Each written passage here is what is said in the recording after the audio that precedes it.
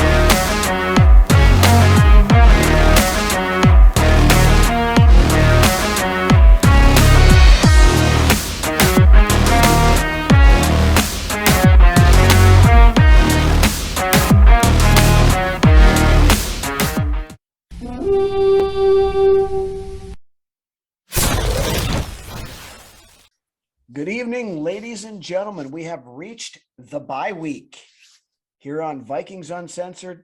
The team might be taking a bye, but we are not. We are here tonight with episode 81 for you. Bunch of stuff to hit on. Ocho uno. Okay, Chad Johnson. We got a bunch of news items to go over here quick. Then we'll do a recap of the victory down in South Beach last weekend. Our award show like normal. Then we'll do some bye week observations of the team as it sits after 6 games. Kind of give you our thoughts on that. Got another good Brunswick's best for you coming on later in the show, and whatever else we can think of along the way. So with that, we shall get started. NFL news going on that come out this week. Arizona made a trade with the Carolina Panthers for wide receiver Robbie Anderson. Somebody was going to. Yeah, He wanted out of there so bad. Well, it's Carolina. I think everybody wants out of there. True. But of course, Arizona lost Marquise Hollywood Brown to a foot injury, likely for the season, that he suffered in the game on Sunday. So they needed an extra wide receiver, even though they will be getting receiver DeAndre Hopkins back this Cheater week after his banned substance suspension that he had. So but they also lost left guard Justin Pugh for the season due to a knee injury. So being the Cardinals are our next opponent, few things to keep an eye on there. We'll discuss it more next week with leading up to the game, but news of the week, so we'll bring it up. Elsewhere, the Houston Texans fired Executive Vice President of Football Operations and kind of right-hand man to Bob McNair, the owner, Jack Easterby. Good guy. Yeah, Easterby used to be now, so he's out the door. But Oh, I thought that was the new guy. No. Oh, it's a piece of shit. He's from Houston. We don't care. I don't care. I know. Yes. Not the only one leaving Houston without a happy ending this year, I guess. But Oh. Then moving on to our opponent, we have following the Arizona Cardinals, Washington Commanders quarterback Carson Wentz out 4 to 6 weeks with a broken finger on his throwing hand. And with him being out, they have already announced that journeyman quarterback, former Viking, and noted window kicker Taylor Heineke will be their starting quarterback. For real. Who would have thought he would have started anywhere? I mean, he did a good job for him last year. He did. He beat Tampa Bay in the playoffs. What was it, 2 years ago? I like the way the kid plays the game, and I liked him while he was here. as Yeah, well. I just hope he plays like shit in a couple of weeks when we have Of to play him. course. Of course. Then beyond that, some of the NFC North news, of course, can we get a JETS, Jets, as they Taking receipts, man. went into Lambeau Field and curb stomped the Green Bay Packers last weekend. Stomp a mud hole in your ass and walk it dry. And that was a glorious end to the early games. Can I just say that they really nailed the draft this year for sure? Absolutely, they did. And of course, if you guys saw the social media stuff afterwards, Sauce Gardner was out on the field wearing a cheese head. Queso. Kind of, yeah. Queso Sasso. Right. That shit was hilarious. Sasso queso, whichever way you want to say it, I guess.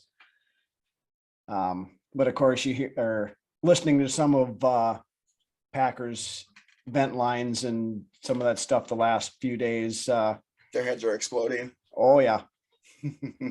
About time to check in with our boys on the Banging on the Drum podcast and see how they're doing over there. I'm not going to I'm not going to repeat the bet because it'll jinx it, but in other news, the Bears have released the hero of the Bears Vikings game, Ihmir Smith-Marsette, on Wednesday afternoon. So apparently Fumbled his way out of the league, probably. Yeah. Nah, he'll catch on somewhere. See, the plan should be to have him get signed by either Arizona or Washington or somebody like that. So that he can throw the game when we go and play those guys too. Double So agent. just kind of keep moving them on down the road for the rest of the season. But then on to Vikings news, several moves made this week. The Vikings waived safety Miles Dorn off the active roster. He did clear waivers and is back on the practice squad. And then they activated wide receiver Blake Prohl off the physically unable to perform list and then turned around and cut him. So as of Wednesday, he hadn't cleared the waiver process yet. But I look for him to take him and put him on the practice squad when he does clear. If he clears. Wouldn't surprise. Well, I don't think anybody's going to pick him up because he hasn't put any tape out there for anybody. But I would assume he would probably come back to the practice squad. I don't know that for sure, I guess. But then with Miles Dorn going back to the practice squad, safety Mike Brown was released off the practice squad. So he gone again. Then on Wednesday, was it Wednesday or was it Tuesday? We signed Wednesday morning, I think it was. We signed outside linebacker Benton Whitley off the Wednesday. Chiefs practice squad.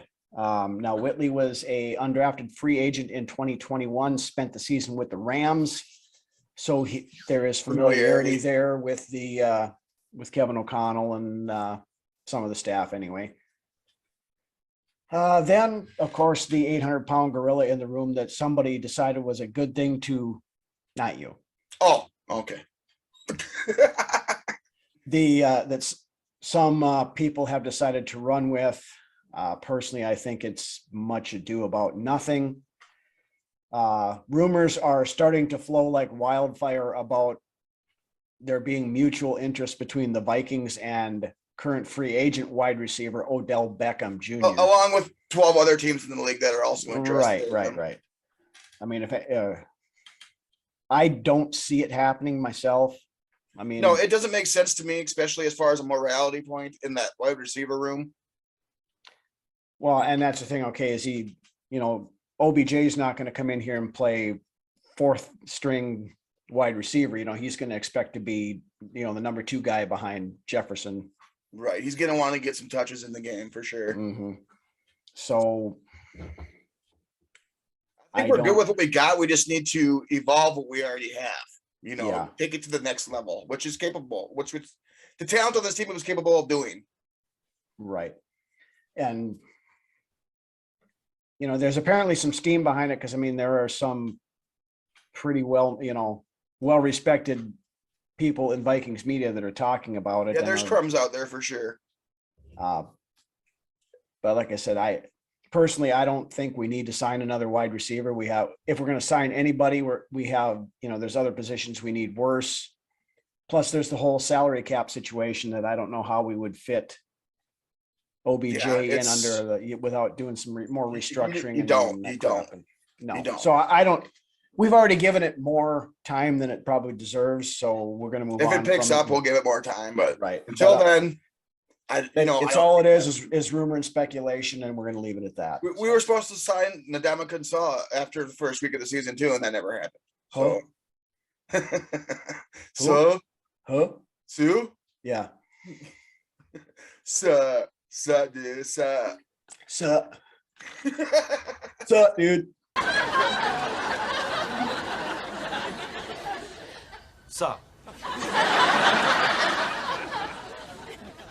Sup, dude.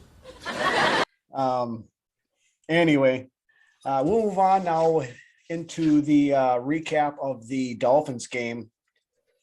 The offense didn't look very good for a good portion of that game. Especially early, right off. What happens when your fucking sideline is sitting in the 120-degree fucking heat? Yeah, it was 20 degrees difference in temperature between the Dolphins sideline and our sideline. But,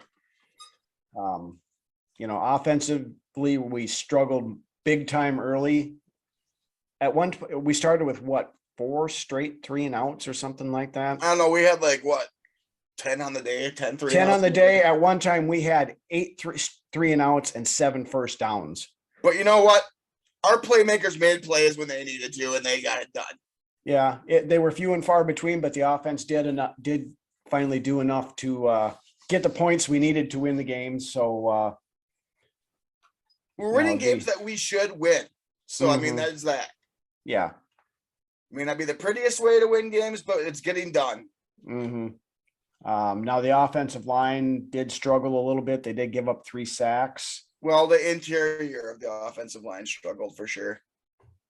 I would say the interior more so than the tackles. Yeah, I know one of those sacks, Bradbury went to double the one guy and the other guy came free rush right up his spot, through his spot there and got him. But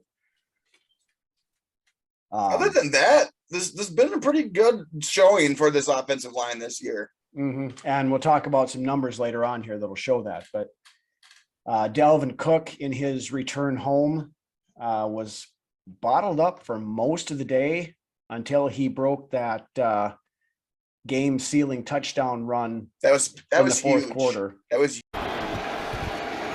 Here's Cook. Dalvin Cook picks up a first down, still going inside the 30. Cook inside the 10, the 5, touchdown. 53 yards. Huge. It was huge. That's what you want from a team that that's a game-changing play. That's a dagger drive right there. It absolutely it was. It would have been more of a dagger drive if Greg Joseph would have kicked it in for the extra point, the previous drive before that. Of course, we did get the 2-point conversion, so it made up for it. But yeah, that's Greg Joseph's second field goal miss or point after miss in as many games. So I was nervous there for a minute. Yeah, it was starting to get a little bit. Wasn't quite chewing on glass, but it was getting a little tenuous for a bit. Dalvin Cook though ended the day with 11 carries for 77 yards and a touchdown. He scored. He was happy. Kirk, fairly pedestrian day, 20 of 30 for 195 yards. He did have the 2 touchdowns, one to Irv Smith and one to Adam. It's a grinder. It was a grinding type of day. Yep. Justin Jefferson, though, got another 100-yard receiving game. He had 6 catches for 107 yards. Adam Thielen had 4 catches, including the touchdown. Irv Smith continued his road to recovery, I guess we'll call it. He had 4 catches, including the touchdown. Osborne had 3 catches. Now, On the other side of the ball, the defense showed up for the most part. We gave up a shit ton of yards, but Opportunistic, man. we opportunistic. Opportunistic is the word for the year for this defense. Made some big plays. At big moments. Yep. No, of course, we had 7th round rookie Skylar Thompson starting the game. He lasted about a quarter and a half. He was slicing and dicing for that first drive, man. Yep. He's just, But you know what? I'm not going to apologize for Miami shooting themselves in the foot either. No.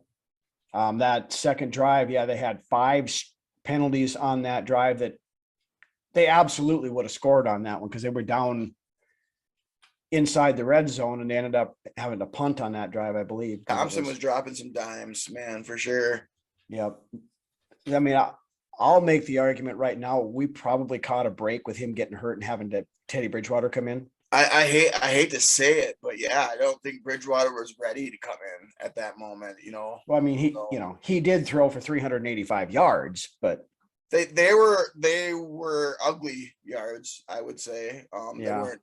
I mean, the stats don't tell the story of the game. I don't believe this game in particular. No, I mean, I don't think Teddy ever had a shot at actually winning this game because the pressure is when the pressure came alive is when Teddy came into the game. I believe our defense came alive. Well, and that was the thing. I mean, we got 6 sacks on the day. Patrick Jones got his first 2 of his career. Zadarius Smith had 2. Danielle Hunter 10 pressures. Yeah, 10. He led the league in pressures. That is some nasty shit, man. The team in pressures, rather. Sorry. Yeah, that's a nasty, nasty stat. And then Danielle Hunter had 6, I believe it was, along with this his 1 defense sack. is coming together at the right time. I figured, let's see where we're at after week 6. But defense is very opportunistic, causing a lot of turnovers. Well, and speaking to the turnovers, we had 2 interceptions, including that really nice job of keeping the ball off the ground by Harrison Smith when he and was it Kendricks or was it Hicks? Kendricks. It was Kendrick. Yeah, that both hit the ground underneath it and the ball bounced off of Kendricks twice. It went off of Kendrick's face mask and then rolled over back into Harrison's lap. Yep. Reviewed. We're also in the final 2 minutes. So now both right there, Smith and Kendricks. It's hard to tell if they got their hands up under the football before it touched the ground. Whoa, that's close. Boy, that is close. And then from there, it never did touch after that. It hits off Kendrick's helmet. And then, of course, Harrison Smith also with that critical forced fumble on Jalen Waddle that Sam Bynum recovered. Pressure. 3rd down and 15. Bridgewater's pass complete. And then Waddle loses the football, and it's recovered by Bynum of the Vikings. And then both opportunistic. It's just beautiful. Yep. And then quick little horn toot. I believe somebody on this show last week predicted that Patrick Peterson would get an interception. Don't know who that was, but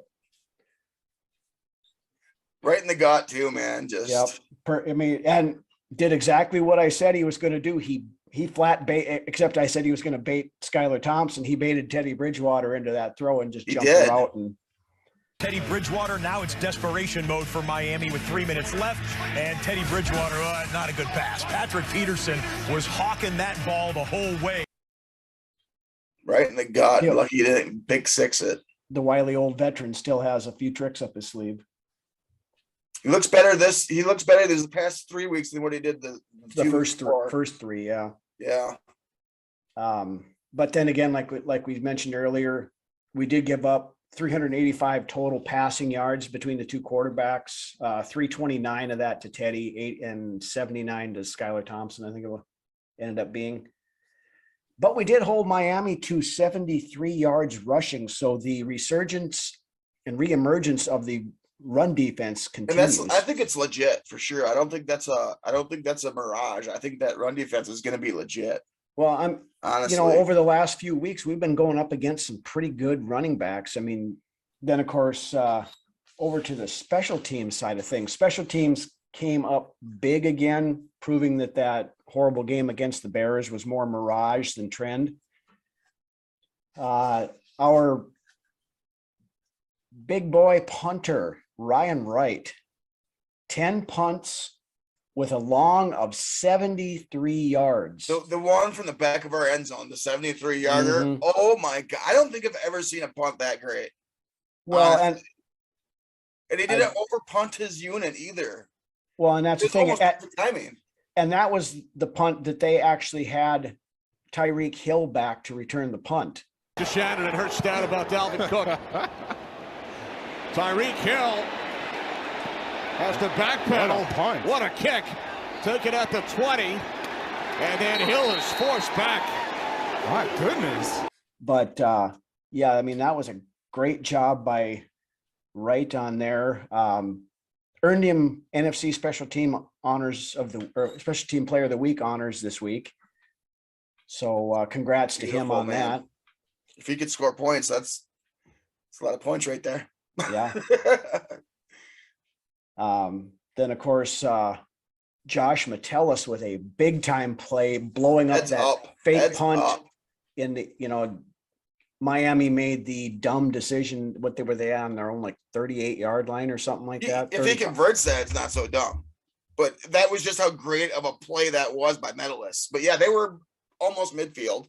No, they weren't was it even that close to 40? 35 to 40, somewhere in there. So that was a Belichickian type call on the punt on that. It was a ballsy call, but thank God that we had some guys with their heads up for sure, knowing what was going on. That play right there just shows how fine of a line a lot of time it is between ballsy and stupid. Bingo. That's what. Yeah, you just laid it out for me for sure. But yeah, and realistically, if the guy had cut it up sooner, he probably would have made the first down. But he tried. Exactly. That's why you got to give it up to Metellus for sure on that play. He tried. And he almost got his ass stiff armed, but he knocked that shit down and then made the tackle. Greg Joseph, like we mentioned, missed another point after. Starting to get a little bit concerned again about the kicking situation.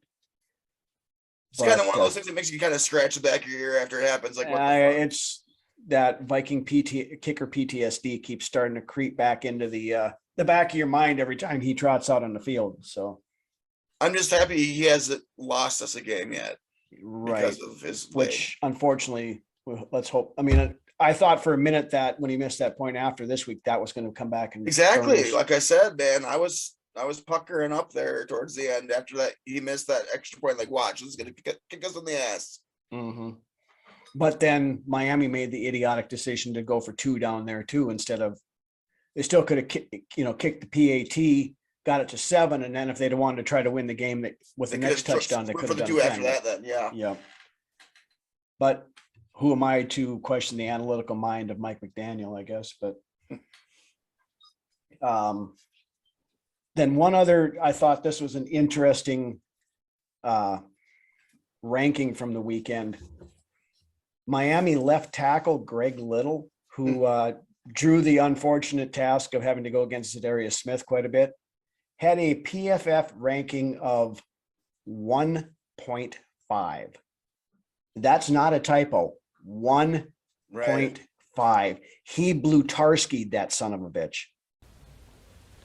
0.0. You could tell he was getting his ass whooped all day.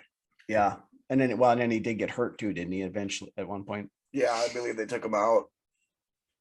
Yeah. So I don't know if it was because he was actually hurt or because he was getting his beat like a rented mule. Well, the one play he got up and he kind of stumbled. I thought, he might have a concussion.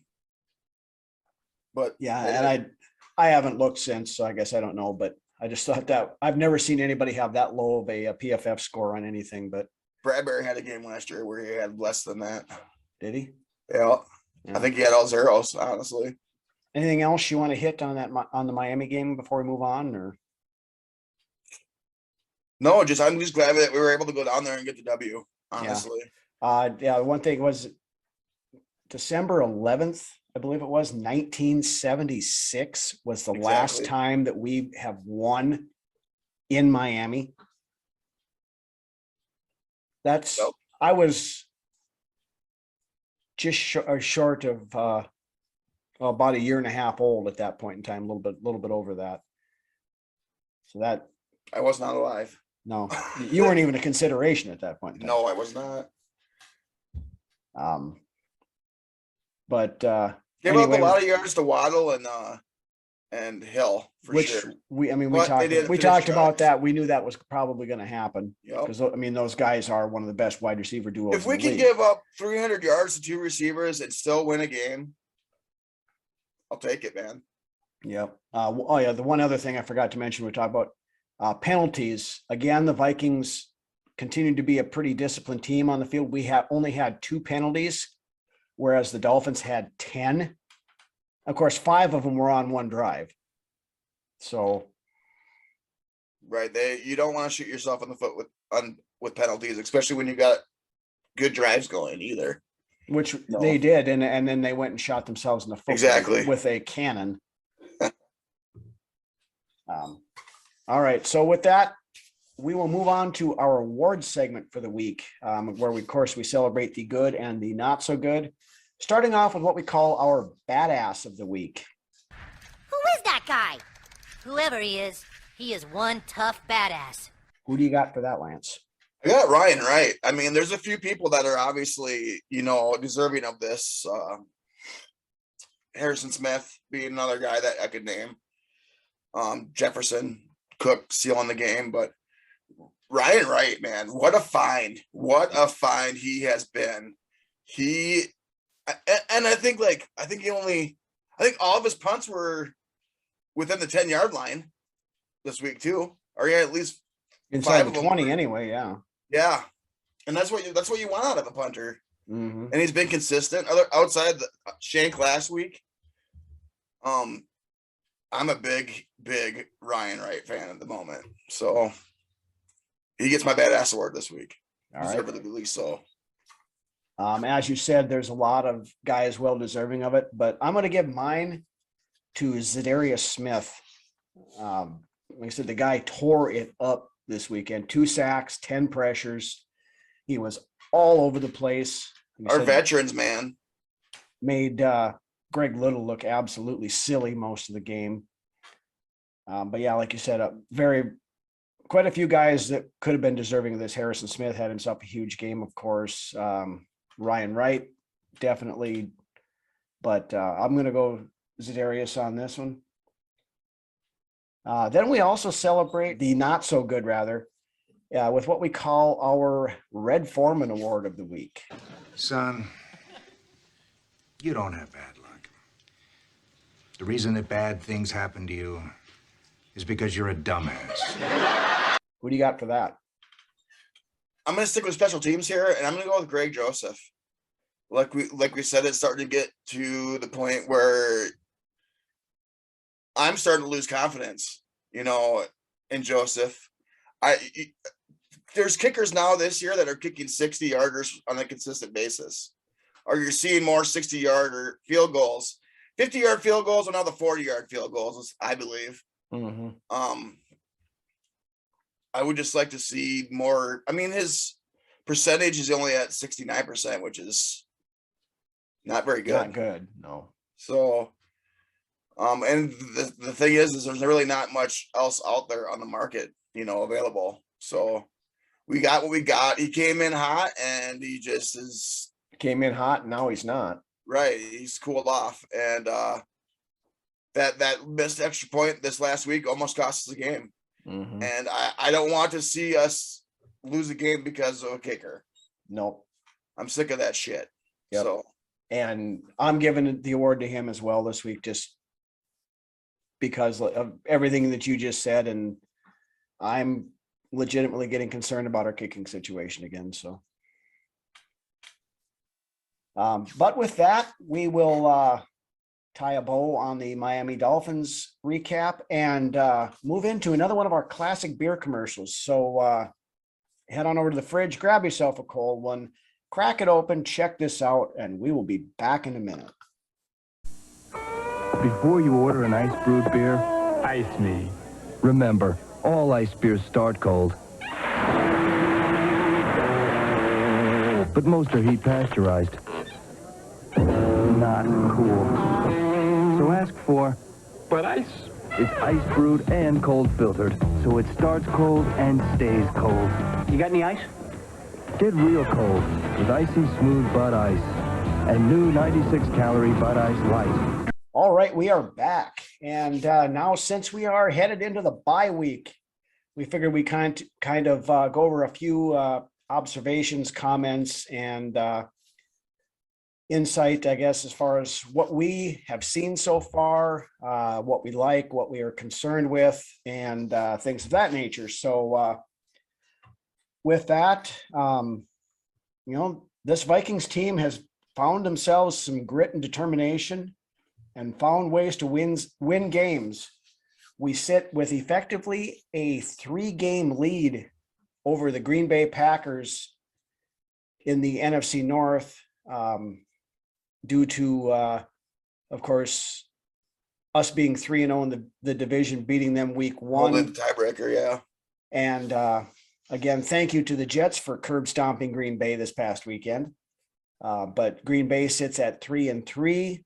We sit at 5-1. So 2 games on the schedule, but then the tiebreaker, again, for us beating them and then having the perfect record in the division right now. You know, back in 2016, when we were sitting at 6-0 and Green Bay was sitting at 3-3.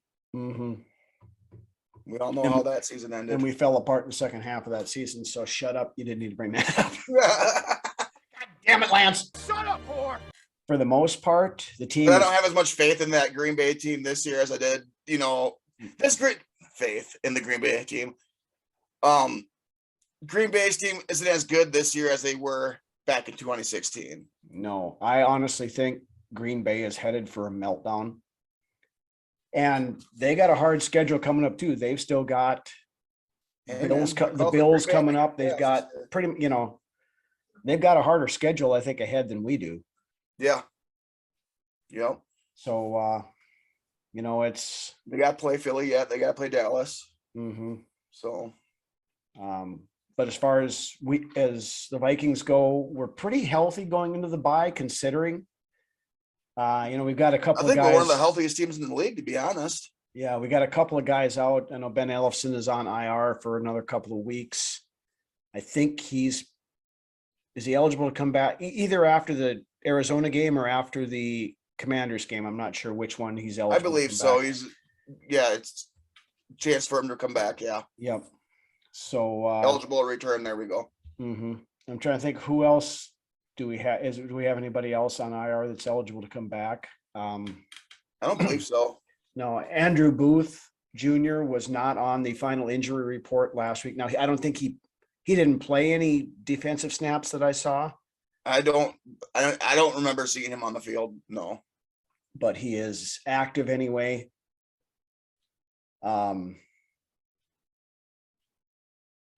I guess just an observation on my side. The offensive line, for the most part, is finally not a weakness. Right. Couple of numbers here that came off of ESPN this week. Christian Darrisaw is the second ranked tackle in the NFL in run block win percentage. Brian O'Neill is 5th for tackles in pass win percentage. Garrett Bradbury is 8th in working his way up those run block win percentage among centers. Ed Ingram is the 10th rated guard in run block win percentage. Wow. So, there's still some pass blocking issues with a couple of these guys, like we mentioned. It's coming along though, much, much better and much quicker than it ever did in the Zimmer era. Right. And, what and I think Cooper has a lot to do, or Cooper or whatever has a lot to do with that. Chris Cooper, yeah. We talked about this way more than we probably needed to in the preseason about the concerns we had at the center position. And what we were begging for was for Garrett Bradbury to at least be a league average center. And we got more than that. All signs were pointing towards the same crap that we had dealt with year after year after year. And you know what? I'm elated that the dude is succeeding right now. Yeah. Am I happy that we didn't exercise his 5th-year option? Yes, now I am. But you know what you know, and that's what you know. So right. And if we can get at least this kind of play out of Bradbury for the rest of the year, I mean, I'd like to see better than what he's doing now, but it's better than what we expected out of him when the season started. So yeah, I'll take it. Exceeding our expectations. Right. Which, of course, to be fair, we didn't have any expectations for him, so it doesn't take much to exceed them. But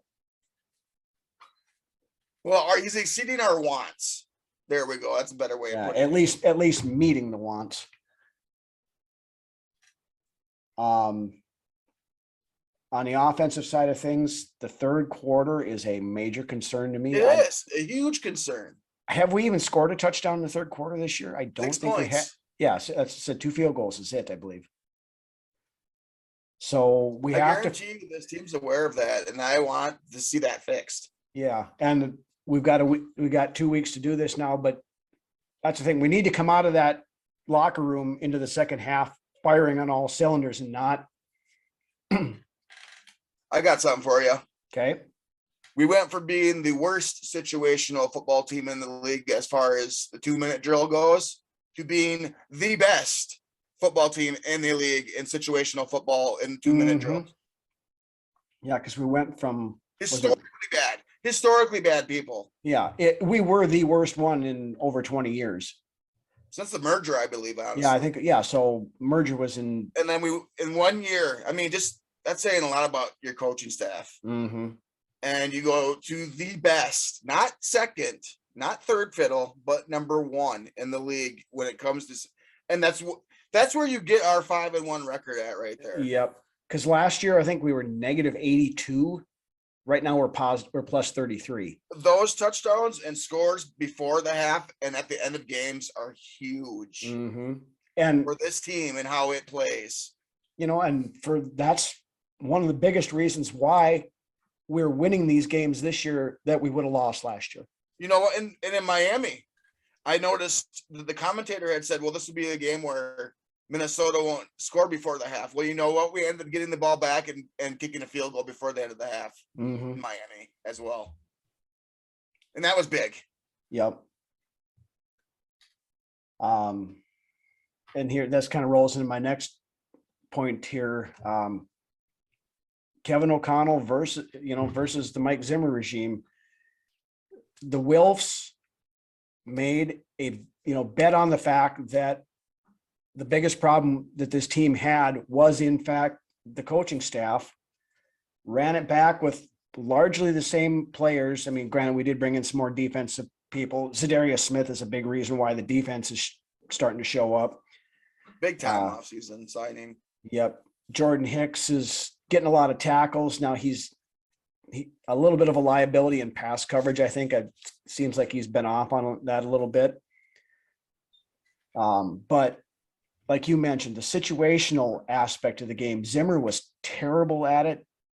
O'Connell seems to be very good at it. Out of the one time with the timeout usage, I believe it was 2 games back. With the Bears game. When that was the one time where I was like, okay, what's going on here? Why are we not calling timeout? But that's been the only time. Mm-hmm. As far as situational goes. I have more optimism about this team than I did about any Zimmer team in the last 4 seasons prior to this one. Yeah. I shouldn't feel like, oh God, I hope, we can back our way into the playoffs, or hopefully we can get in, find a way to get in. Whereas right now we're not playing to sneak in any sort of way, or having to play or hope shit in one hand and wish in the other. I feel like we're going out and we're taking care of business, and we're, looking towards, we are envisioning ourselves in the playoffs already. Yeah. Well, but that was the whole strategy that Rick Spielman had, was sneak into the playoffs and hope we get lucky. Exactly. We're Vikings fans. We know we don't get lucky most times. That's what makes this team different. We're winning games that, we typically would have won in the past, and we're not losing to teams that aren't, we're not losing to shitty teams that we should beat. We've done that so much in the last 15 years, man. It's been a recurring theme for the Vikings for decades, but yeah, losing to crappy teams that we should be able to take care of business. At the end of the day, it's who has the most points and who wins the game. And then right now we're doing pretty damn good at that. Yeah. So. Our style points may not be up to par with the likes of the Chiefs and the Bills and those kind of plays, but we got the same record as Buffalo does, and we got a better record than Kansas City does right now. And I know a lot of people are harping on O'Connell right now for not having explosive down the field pass plays, but you don't need to have those deep pass plays to have an explosive offense. No. So, I mean, yeah, that's nice when you throw it deep and take the top off every once in a while, but when you got the talent and the strengths and skills that the receivers that we have on this team have, you don't have to do that every single drive. No, if we can move down, it doesn't, at the end of the day, it doesn't matter how you score, whether it be a 1-play 80-yard drive or a 15-play 80-yard drive. What matters is, did you score 7 points at the end of that drive, or at least 3? And I like seeing, Jefferson go out there and catch a drag route and take it 35 yards down the field. I don't care, if it's a fly route or a drag route or a slant route, as long as he's tacking down the yards. Yeah. We find a way to get in the end zone. That's all that matters. Exactly. I guess over on the defensive side of things, I think slowly but surely we're getting there. It's starting to trend in the right direction. I mean, there are still concerns. We gave up way too many passing yards this past week. It's, again, we're doing that bend but don't break. We're giving up a ton of yards, but we're not giving up a ton of points. And we're causing turnovers, which is huge. And realistically, again, the not giving up points is what actually matters the most. But it's still hair pulling when you see your team letting receivers catch balls wide open, especially Tyreek Hill wide open a few times last week. I'm like, what are they doing? No, I mean, why is nobody covering Tyreek Hill? To Tyreek Hill's credit, he's one of the 2-3 best receivers in the league. Yes. So we knew he was going to get his. Yep. And Waddle is an ascending young receiver as well in his own right. Then we mentioned Zadarius Smith and how key he has been to that defense. As it sits right now, going into the bye, he has the 3rd most pressures of any edge rusher / linebacker in the NFL, behind only Nick Bosa and Micah Parsons. It's a good group. That's some good company. Yeah. Again, we've seen Cam Dantzler flash a few times. He's starting to build some more consistency. Patrick Peterson been trending better the last couple 3 weeks. After about this week 2, week 3 there, I was about ready to bench him. You know what, though? I think he's taking on more of a leader role too this year. Oh, he absolutely is. I mean, we talked about this last week where, he's pulling Cam Dantzler aside 2 nights a week and watching film with him to mentor him and, teach him unless you got like the personality of Zadarius Smith, it's hard to go to another team and just latch on and take that leadership role and run with it too. You got to get your teammates to believe in what you can do. But when you got not like saying that P2 doesn't have a good resume, but some people, personality wise, are just different. Yeah. It might take them a year or two. It took Kirk Cousins 5 years. Yeah, and now look at it. I mean, after the victories, we had K Diddy on the plane on the way back there with wearing all the chains. And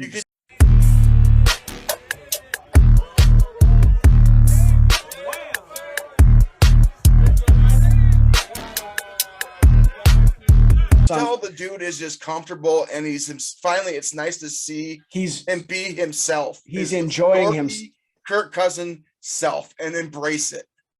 He's enjoying himself now. Finally, I mean, he would have never done this crap with Zimmer around.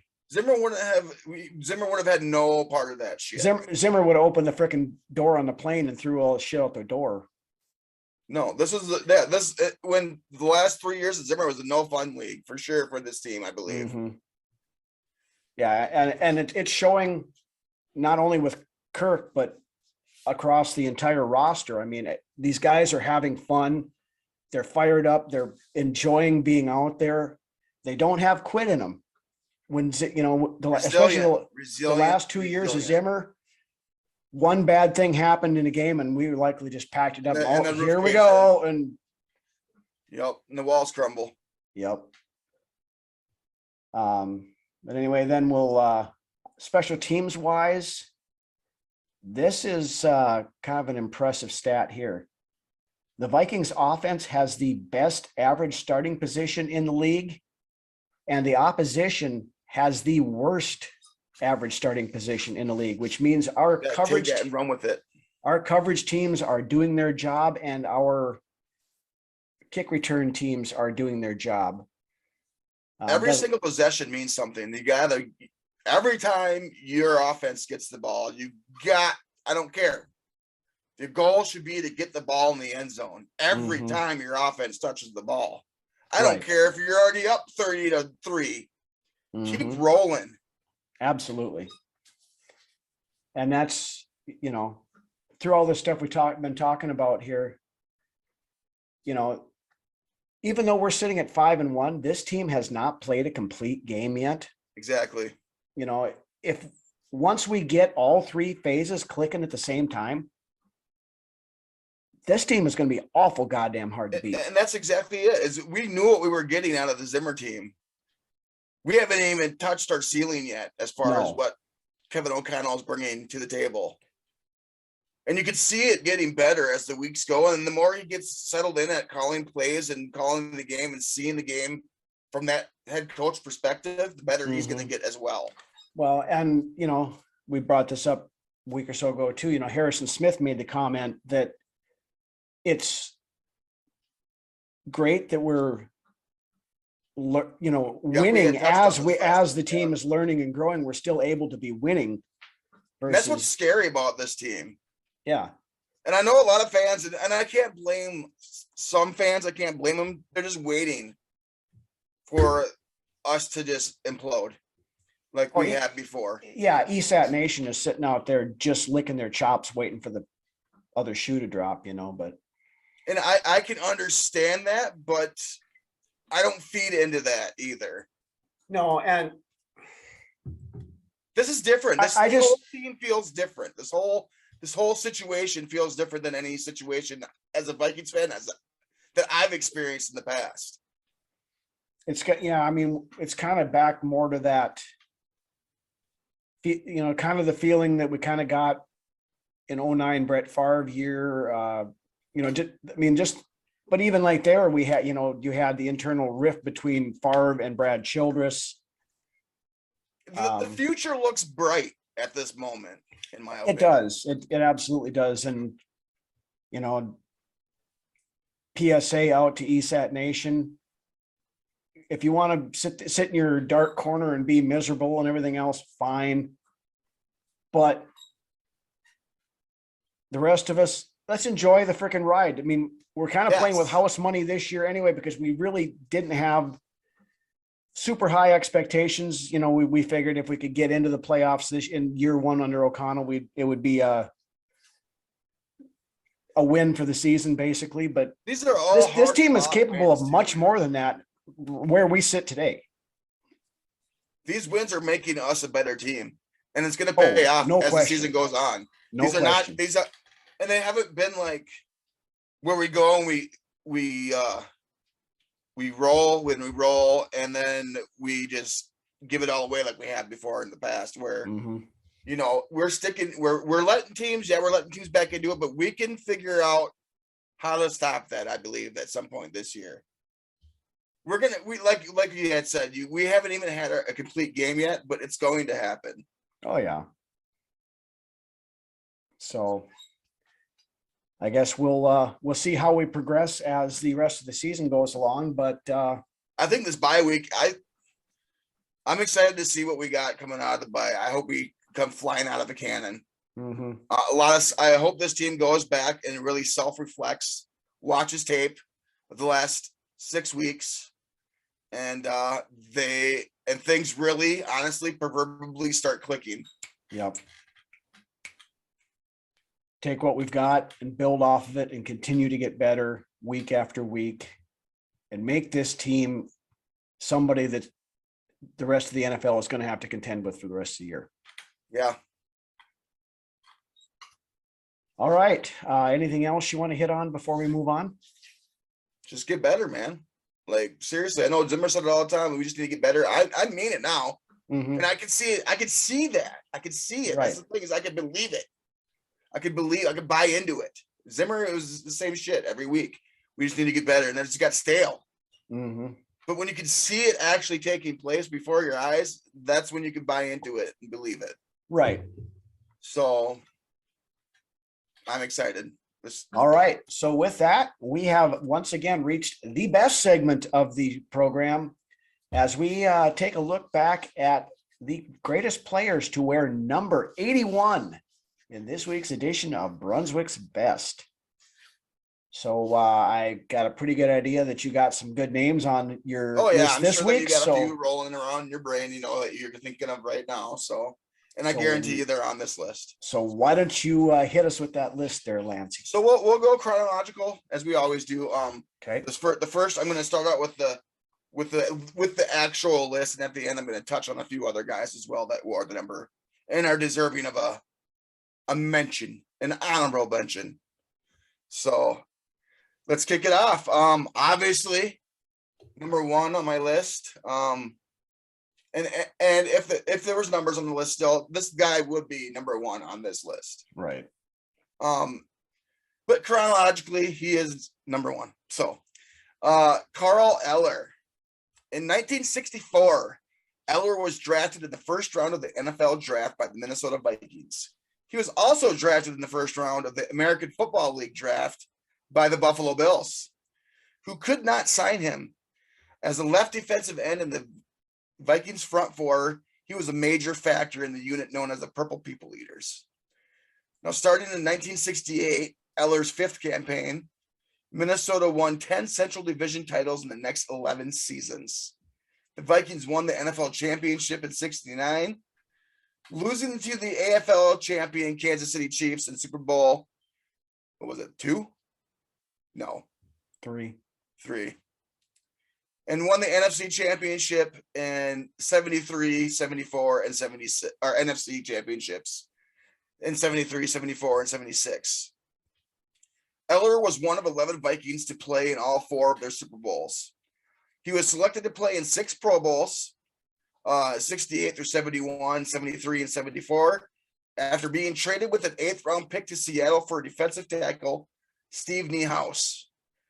Eller played his final season in 79 with the Seattle Seahawks. Just a little nugget there for all of you that might not have known that he didn't spend his entire career in Minnesota. Where he actually ran his career total games to 225 games. In his career, Moose only missed 3 games and started 209 out of the 225 that he played. Eller is credited as the Vikings' all-time sack leader with 130.5. He also had 3 sacks with the Seahawks in 1979 for a career total of 133.5. He set a career high with 15 sacks in 69 and matched that total in 77. He also amassed 7 seasons with 10 or more sacks. Now, this was the time, obviously, when sacks weren't an official stat. I think by this time, everybody knows this. Yeah, they weren't until 1982. But going back and watching the tape, thanks to organizations like Pro Football Reference and stuff, they have gone back and watched all these old games and been able to compile those stats. So, right. Now, Eller was a first-team All-NFL from 1968 through 1971, and then again in 1973. He was also a second-team All-Pro in 1967 and in 1972, and was an All-NFC by the AP and the Sporting News in 1975. Matched with his Pro Bowls, Eller had a 9-year consecutive streak with some sort of postseason honor, which began in 1967 with the second-team All-Pro selection and ended in 1975 with his All-NFC honors. He was voted the winner of the George Halas Trophy in 1971 as the NFL's Defensive Player of the Year. As a licensed drug and alcohol counselor, Eller founded a group of substance abuse clinics in the Twin Cities called Triumph Life Centers after his playing days in 1986. He obtained a college degree in human services from Metropolitan State University in 1994 and went on to work for the Minnesota Department of Human Services, addressing issues of health disparities between white people and the people of color. In 2000, Eller was named to the Vikings 40th anniversary team, and in 2010, he was named to the Vikings 50th anniversary team.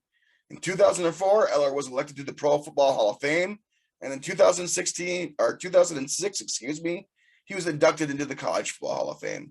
Carl Eller, you definitely made the list, my friend. Moving along. Moving on up. Anthony Carter. Upon graduating from college, Anthony Carter chose to play in the upstart USFL rather than the NFL. And after the 1985 USFL season, Carter signed with the NFL's Miami Dolphins, who drafted Carter back in 1983 in order to secure his NFL rights. However, he was traded to the Vikings before playing the game with the team. Now, he led the Vikings in receptions for 5 of his first 6 seasons with the team and was selected to the Pro Bowl in 1987, 1988, and 1989. In the 1987 season, AC helped his team reach the NFC Championship. He set an NFL playoff record since surpassed with 143 punt return yards in their wild card win over the New Orleans Saints, and also caught 10 receptions for a then NFL playoff record 227 yards, along with 1 carry for 30 yards and 2 punt returns for 21 in the Vikings 36-24 upset win over the 13-2 San Francisco 49ers in the divisional playoff round. The 642 all-purpose yards he gained in the 1987 playoffs remains a single postseason record to this day. That guy was absolutely on fire, though. I remember those games vividly.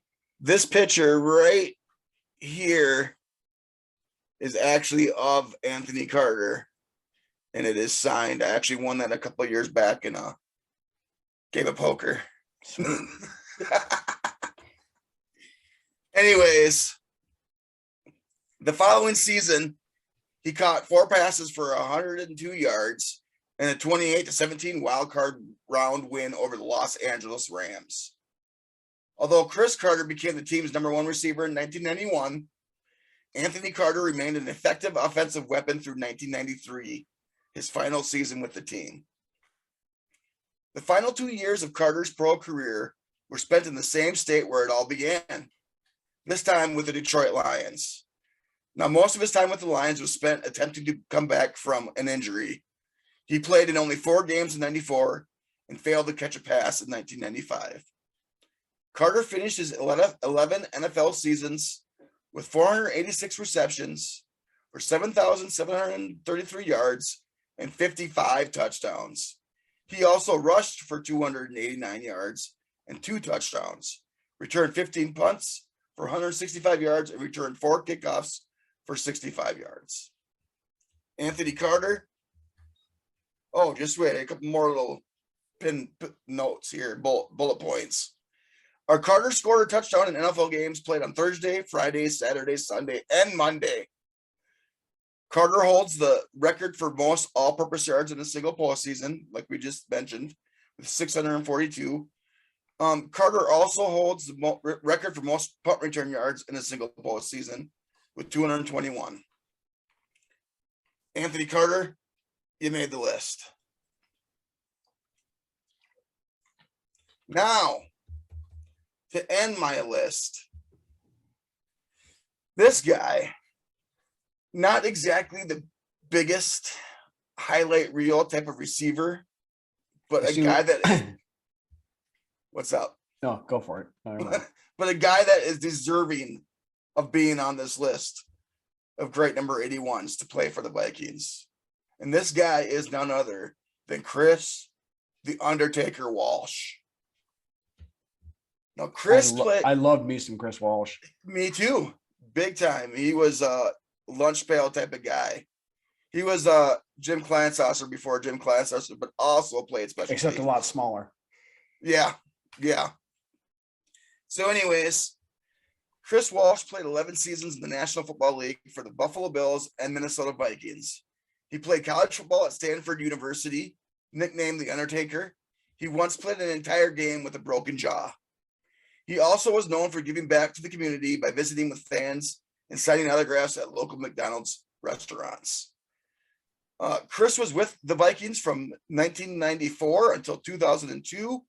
While Chris wasn't a superstar at receiver, he accumulated 67 receptions throughout his 11-year career, racking up 719 yards and 4 touchdowns.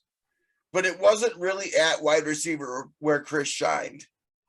Chris was a hell of a special teams player, leader on the team, and just an overall great person and teammate. And just like Heath Farwell after him, Chris Walsh left his mark in Minnesota, playing special teams as one of the best special teamers to ever step foot on the gridiron. Mm-hmm. Very much a fan favorite and well-liked outside of the game of football. Chris Walsh, you made the list. Now, I got 3 honorable mentions here. Guys that, while they were here, played well, but not quite to the level of the guys that I mentioned above. Also, chronological order, we will start with none other than Joe Censor. Tight end from 1980 until 1984. He appeared in 49 games, starting 26. He had 165 receptions for 1,822 yards and 16 touchdowns, along with making the Pro Bowl in 1981. Now, a serious knee injury forced Censor to miss the entire 83 season and actually ultimately led and was a big reason for his retirement after the 84 season.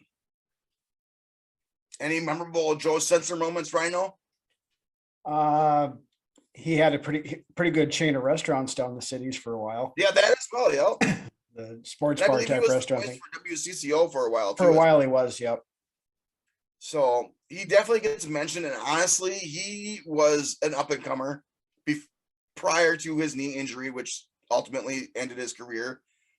He was definitely trending upwards before that injury, so shit happens. Mm-hmm. Now, next on my honorable mention list is none other than fan favorite, still around, still doing his thing, Nate Burleson. Now, Burleson actually played here in 2003 through 2005 behind Randy Moss in his twilight of his career in Minnesota anyways. Mm-hmm. Now, Burleson appeared in 44 games and started 33. He had 127 receptions for 1,789 yards and 12 touchdowns in his time here. Now, I believe Burleson's best game he played his best games in Minnesota, but his best game here, far, his best game here was against Green Bay, I believe, on Monday night, and he had put up 2 touchdowns and really started putting an imprint in the yards after the catch as far as receiver goes. Mm-hmm. When he came out, so, and I think he came from Vegas, so he was, I think, a second rounder, but it's pretty sure-handed in his time here. He made some good catches. And then, of course, he got caught up in that whole Seattle Seahawks trying to get us back for the Steve Hutchinson poison pill thing, because they signed Nate Burleson to another poison pill contract, so we couldn't get him back. Yeah, but then I think shortly after that, they kind of eliminated that whole. Yeah, the NFL basically stepped up and said, "You guys knocked that shit off." And right, yeah, but I liked him while he was here, and I was sad to see him go, but he's made quite a career for himself as a analyst and TV guy now. So yeah, he's definitely good at what he does, and he's a good person, from what I can tell. So Nate Burleson, you got an honorary mention here on the list tonight. So, and last but not least, I like the dude. Unfortunately, there was a moment where he was in the back of a interview that was going on in the locker room. And he was interviewing for the $5 footlong commercials for Subway. The Lyndon B. Johnson sandwich. Yes. Yeah.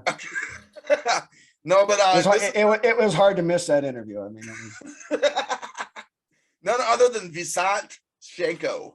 Who? Visant.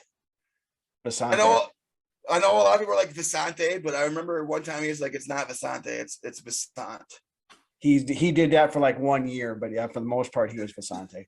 Visante Shenko.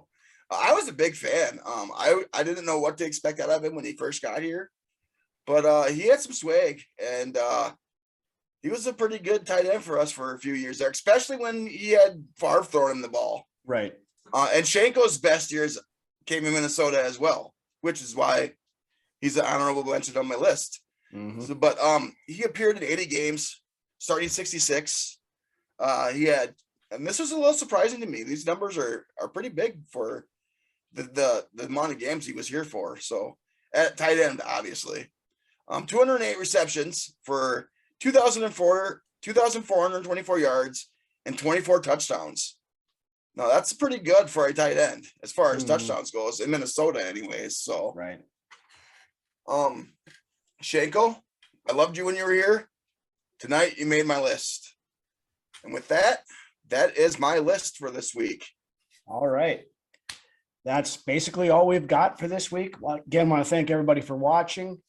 Just a reminder, we have limited quantities available of Vikings Uncensored swag. We've got some t-shirts available now. They're selling like hotcakes. So if anybody wants off the shelves, man, make sure drop us an instant message on our Facebook page. That's probably the easiest way to get a hold of us, and we'll we can work you out, get you a t-shirt. Again, thank everybody for watching. If you have not hit that subscribe button down below there yet, please do so. Helps us out a ton. We're getting closer and closer to that 1,000 subscriber goal. We are inching closer. We're over 850. I believe we're approaching 900. So hopefully, tell everybody that you know to come check us out, and let's get it to that 1,000 subscriber goal that we had set before the season. But beyond that, again, bye week. So let's get everything healthy and start working on Arizona. With that, why don't you take us out, Lance? 81. Exciting, man. I'm not a big fan of bye weeks. I feel like it takes forever before I get to see my team play again. But let's hope I can watch the Packers lose, I can watch the Lions lose, and I can watch the Bears lose this weekend. Oh my is right. And that would give us essentially a 4-game lead in the division if that was to roll out that way. So let's hope for that this weekend, ladies and gents. And with that being said, we'll see you next week for the preview of the Arizona game and much more. Have a good weekend, guys.